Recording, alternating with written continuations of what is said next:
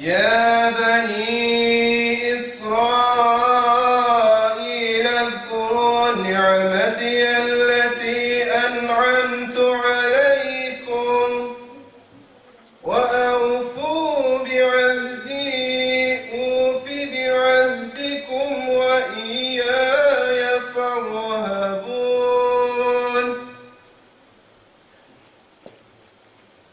وآمنوا بما أنزلت مصدقا لما معكم ولا تكونوا أول كافر به ولا تشتروا بآياتي ثمنا قليلا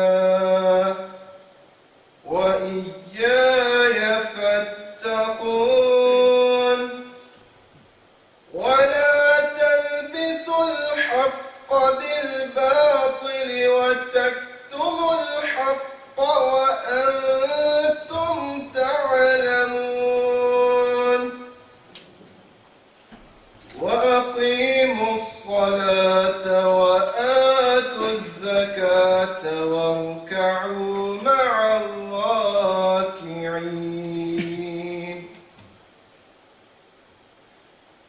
Translation. O children of Israel, remember my favor which I have bestowed upon you, and fulfill my covenant, that I will fulfill your covenant, and be afraid of only me. And believe in what I have sent down, confirming that which is already with you. And be not the first to disbelieve in it. And do not exchange my signs for a small price. And fear only me. And do not mix the truth with falsehood, or conceal the truth while you know, and establish prayer, and give zakah, and bow with those who bow in worship and obedience. صدق الله العظيم. I'd just like to start off saying that there are 3 organizations involved in the event today. First of all is the NUST Character Building team. Second of all is the Taba Youth Chapter. And third is the Youth Club itself. And what these 3 organizations have in common is that they are all striving to bring a positive change. Just a question for everyone quickly. How many people think that we live in a perfect society? Just a show of hands. Okay, no one. How many people think that we live in a society which needs change?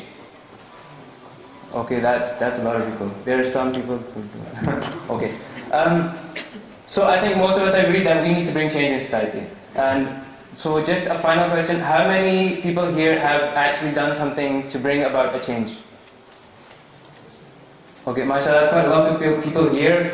Usually that's a minority, right? So a question I'd just like to pose to you just now is, what is the difference between those people who make a change, or those people who actually go out and do something, and those people who just sit at home and think about it? What is the difference? Any ideas? Okay, I'll just because we don't have time, I'll just go through it quickly. What the difference is, in my opinion, and some people I've discussed with, is that it's not listening to those voices which tell you that you cannot make a change. There's always that voice that says, whether it's your inner self, whether it's your friends, your family, your teachers, your neighbors, there's always those people who tell you that you cannot make a change. There's always those people who say that whatever you're going to do is been tried before, it's done, nobody can make a difference. Whatever you do, you've got to just sit down, relax, nothing can happen. Okay? But that's not true. And the people that make a change, they do not listen to that voice in their head. They go out and they constantly ignore that voice and actually come about and make a change. And what Allah subhanahu wa ta'ala says in the Quran is, I hope I get this right. Bismillahir-Rahmanir-Rahim. Anfiqu khilafan thaqila. I hope I got that right. What that basically means, if I got it right or not, Allah forgive me, it is that move forward heavy or light. Whether you think you can make a difference in society or whether you cannot. Whether you think you have the resources or whether you don't have the resources. Whatever you do, you have to do something to bring a change in society about you. And that's sort of the main theme that brings all these 3 organizations together here today. Again, a special thanks to Dr. Raja Zia and Ali Nakash. just a brief introduction about the other organizations. Taba Foundation Taba is an acronym for Wata'awun 'ala al-Bir, which basically means which means to bring come together to bring about acts of bir, or act of bir and taqwa, means righteous deeds and God consciousness, right? So it's basically a platform for social and welfare organizations working throughout Pakistan. And what the youth chapter does is brings this thing to youth-led organizations. And again, we are motivated towards youth activism. Again, and also with the youth club, they are also doing this sort of thing, bringing about social change, connecting people, especially young people, and instilling this sense of neglected moral, religious, and ethical values that we seem to forget in our daily lives. That's basically the purpose of the NUST Character Building team. So just to tell you a bit about our speaker here today, he did his bachelor's from the UK Portsmouth, if I'm correct. He then proceeded to do his master's from Australia.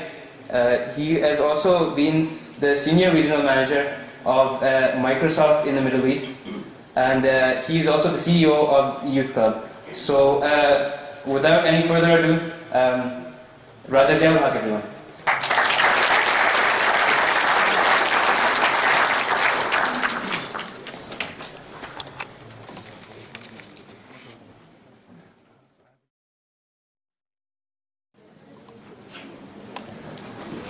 Alhamdulillah, Alhamdulillah, wassalatu wassalam ala Rasulillah wa ala alihi wa ashabi ajma'in. Amma ba'd, fa'awzu billahi minash shaitanir rajim, bismillahir rahmanir rahim. Rabbi shrah li sadri wa yassir li amri wa hlul 'uqdatan min lisani yafqahu qawli. Assalamu alaikum wa rahmatullahi wa barakatuh. Alhamdulillah, it is indeed a great pleasure to be here at NUST.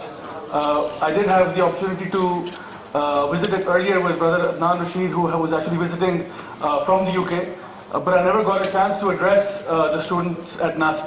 So alhamdulillah, I'm actually really glad and honored to be given this opportunity this afternoon. Alhamdulillah. The topic of this talk is inshallah going to be sincerity in action, and before I go into that, I would like to first of all say a big thank you and Jazakallah khair to the organizers, to NCBS, and to the teachers who have helped to bring this thing about. And inshallah, I know that this is a very positive change, because right now, no matter what situation we are going through in our country, as the brother just mentioned, that when you look around you, there seems to be hopelessness and despair. But that has to change with you, not by somebody from outside. That has to start with you, and it has to start from your own homes, from your own communities, and from yourselves. So let's not look at other people, and let's look at ourselves. How can we change, and how can we do something for our own country and for our own betterment, inshallah.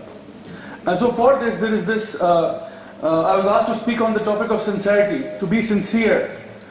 And before I go into that, the brother did give my introduction, but I will just mention a few things with regards to that journey of mine, because I was not always born as a religious person, or I wasn't always born a Maulvi, so to speak.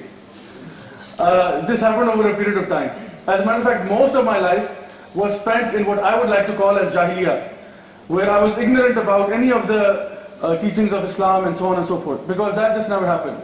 But alhamdulillah, I am very thankful to my father and my mother and my grandfather for at least giving me very good social values and giving me very good moral values. My father was from the armed forces. My grandfather was also from the armed forces. And they say कि फौजी का बेटा भी आधा फौजी होता है. So मेरे तो जो ना बाप दादा दोनों थे तो वो, I think that makes me 3/4 of a fauji, I think. So having grown up in that type of environment, from the moment I was born, 3 days old, my father got posted to Gilgit and I went. And so Gilgit se Skardu to Landikotal to Kohat to Peshawar to the whole, I mean the northern parts of Pakistan, I've been through all of them for a year, 2 years and so on. And so having been through all of that, then finally when I came back to the city of Rawalpindi, where I was actually born, I got involved in some bad company, as teenagers sometimes, they often do. And so with that bad company, I one thing led to the other, and so I went abroad. I went to the UK. And a young boy going to the UK for the first time, I lost control. And so in the UK, I did my bachelor's degree, did some crazy things, because I always had that passion to join the army, but my mom always used to say कि नहीं, ये बेटा फौज में नहीं जाएगा. To the point that literally when I actually gave the ISSB exams and so on, and I was actually qualified to go in now, she literally almost stood at the door saying कि नहीं, ये नहीं हो सकता. And you can imagine the rest. काफी एक फिल्मी scene हुआ था हमारे घर में, जिसके बाद फिर I had to think, अच्छा चलो फौज की, तो फिर अब मैंने कहाँ जाना है? So I looked at my options. What am I good at? So I thought, okay, the next best thing for me after Fauj is engineering or computer science, to be precise, because computer science उस ज़माने में नई बस आ रही थी. So I was really into IT and technology and all of these things. So I thought, okay, fine, I'll do the degree, but now is my opportunity to blackmail my parents. ठीक है, अगर फौज में तो फिर मुझे बाहर भेज दें. मैंने UK जाना है. So my mom said, okay, fine, ठीक है. And so I was sent. And so after doing my bachelor's from the UK, I came back to Pakistan because I was extremely patriotic, and I still am to this date. I was so patriotic that on the campus of the University of Portsmouth, I was the only person who used to wear shalwar kameez and a choha from Chitral. And the guy at the students' office administration, he used to ask me, "This is a very nice costume. Is there some kind of party going on?" I said, no, this is my national dress, and this is what we do. And I used to even have a Chitrali topi with feathers on it, because my father, you see, he was a hunter as well, as was I. And so he used to put, every bird that he would hunt, he would put that feather in my cap. So I had that cap with me it had a lot of emotional value for me, sentimental value.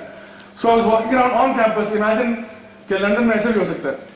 So, after actually coming back to Pakistan, I actually started working in Pakistan for a while, before I went to Australia again to do my master's degree.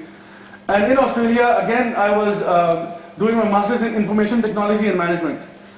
And even then, I was quite patriotic, but the thing was, I used to get questioned all the time by my peers, by people who were non-Muslims, by people who were atheists or even Christians. And they used to ask me about Islam. And they used to ask me about God. And they used to come to my room and say, "Do you have a copy of Quran?" I said, "Yeah, kahin padhi hogi idhar udhar." And they used to say, "Okay, fine, why don't you tell us what's the meaning of this ayah?" And they would always pick up the ayah which would be slightly controversial from their point of view. Okay, open chapter number 9. I said, "Okay, what's in chapter number 9? It was Surah Tawbah. And it actually mentioned, kill them wherever you find them. So I said, "What does that mean?" So I said, "I don't know. I don't know what that means." So do you mean that you guys kill non-Muslims wherever you find them? मैंने कहा, मैंने तो आज तक कभी नहीं बदनाम मारा. You could be the first.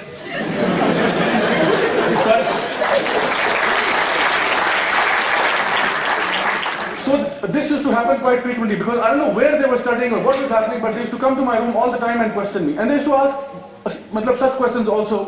Okay, so you believe in God, right? I said, "Yes." "But you've never seen him?" "No." "You've never touched him?" "No." "You've never spoken to him?" "No." "Then how can you believe him? It's like believing in unicorns. It's like believing in the tooth fairy." I was like, हाँ बात तो वैसे जायज़ बनती है, हो सकता है. I used to really question myself. Okay, why am I the way I am? And so this led me to a lot of confusion, because it really made me think that everything I've been taught since my childhood, maybe it was all wrong. Maybe it was all one big lie. And so this forced me to research for myself. Research why? Because at least one thing that I've been taught by my parents was to be sincere to yourself. First and foremost, before you are sincere to anybody else, be sincere to yourself. And what that means is that when you have these questions which actually pinch you, and this actually hurts you, and they're actually sort of eating away at your soul, address those questions, talk to someone. Otherwise, you will walk a path which you will regret later on. And so I did walk that path that I did regret. So after Australia, I came back to Pakistan, and I was actually working as a day job. I was working for an IT company, and in the evening, I was actually doing theatre plays. And I actually formed a group of people doing theatre plays, drama in English, and a commercial theatre. Those of you who have been in Islamabad long enough might know Shah Sharabil and his crew. I was one of the first people to actually engage with him, and then we started our own company for events management and theatre. And so after being involved in that, I got involved in the celebrity circle of Pakistan. The celebrity scene, the celebrity parties and all that. And wallahi, my dear brothers and sisters, I tell you, I've attended parties in UK, Australia, but I tell you the parties in Pakistan are crazy. Pakistani har cheez mein sab shaki. Negative cheez mein lagta hai aise. So I was surprised, and mujhe sharam aati thi un parties mein jaake, because I actually saw with my own eyes what the celebrities were up to. In front of the screen, what is their impression, and behind the scenes, what is their impression. And I'm not going to name names, but I saw actors and actresses in very strange situations. And so when I actually became quite grossed out with all of those happenings, I wanted to break away from that circle of friends. But it was not happening. It was just not happening. And so I decided to leave Pakistan, possibly for a few years. So I literally decided overnight that I was going to go to Dubai, inshallah. And I was going to look for a job there because I had some contacts still. So I thought I'll actually go there and find a job and settle down, because these people, I need to cut away from them. I can't disconnect. And you know, my friends, they started thinking about me, you know, you have become stuck up. तुम हमारी call attend नहीं करते हो.